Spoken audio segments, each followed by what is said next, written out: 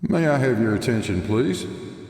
The Earth is a sphere. That is all.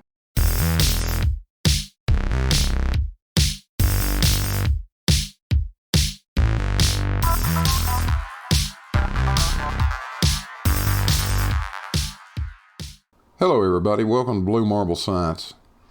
I'll bet you guys didn't know the distance between any 2 points on the Earth depends on which way you're traveling.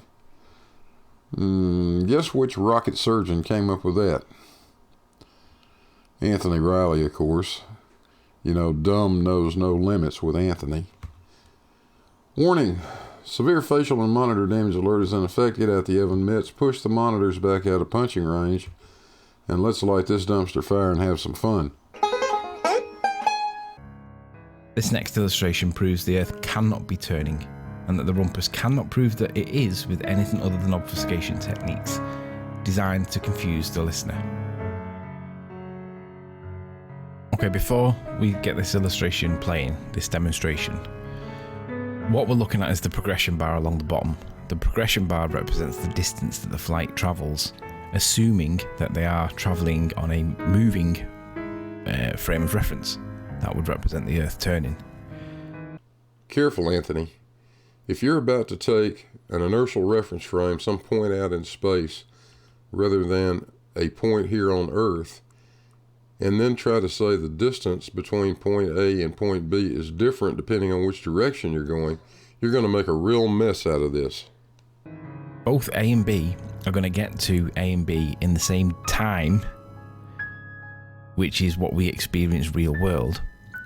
But the problem is the distance, because if the Earth is turning beneath the plane, then it means that although if the durations of the flights are the same, which we're going to demonstrate, the distances must be out. Yeah, you just had to do it, didn't you?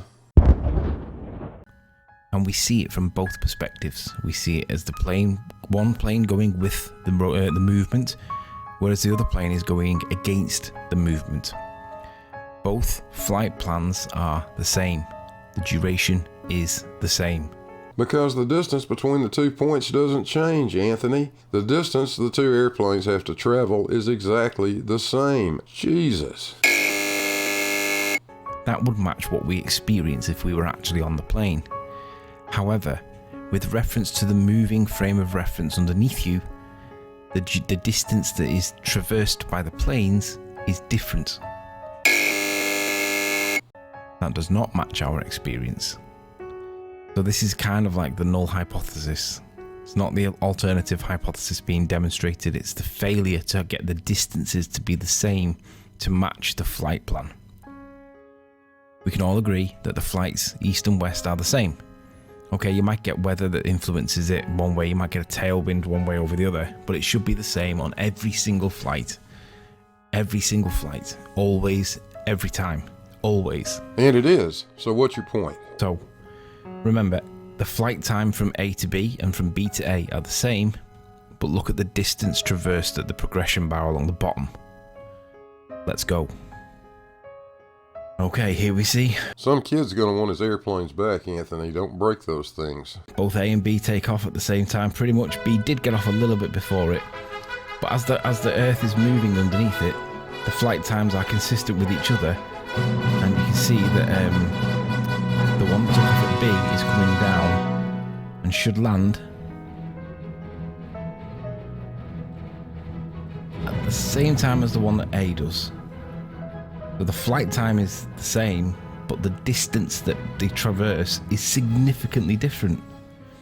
You've said some pretty stupid things, Anthony. I mean, 5 divided by 0 equals 5, according to you.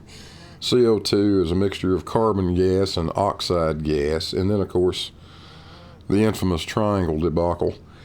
But this one takes the cake. Now you're saying that the distance from me to my grocery store, which is about 5 miles east of here, is greater than the distance from that store back to my house. Way to go, Tony. You absolutely deserve Dumb F*** of the Year. Well, let's watch it again. No, don't watch it again, Tony. I might break something. Instead, let's look in the comments and see what we find. And we have this pure gem from Mr. Chris Berry, who says, Have you ever walked on a conveyor belt at the airport? You move twice as fast as everyone else. Globe debunked.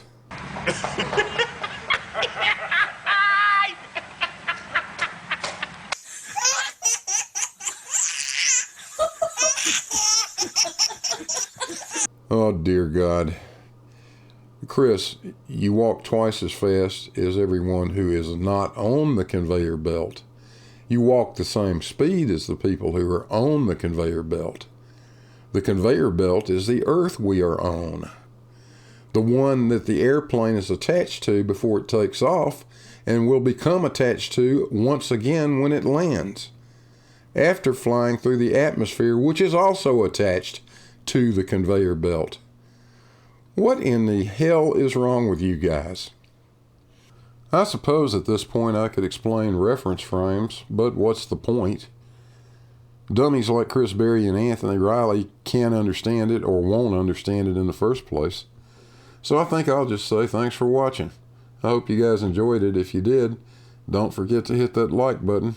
And even if you didn't, you can hit the don't like button. Either way, subscribe to the channel. It's free.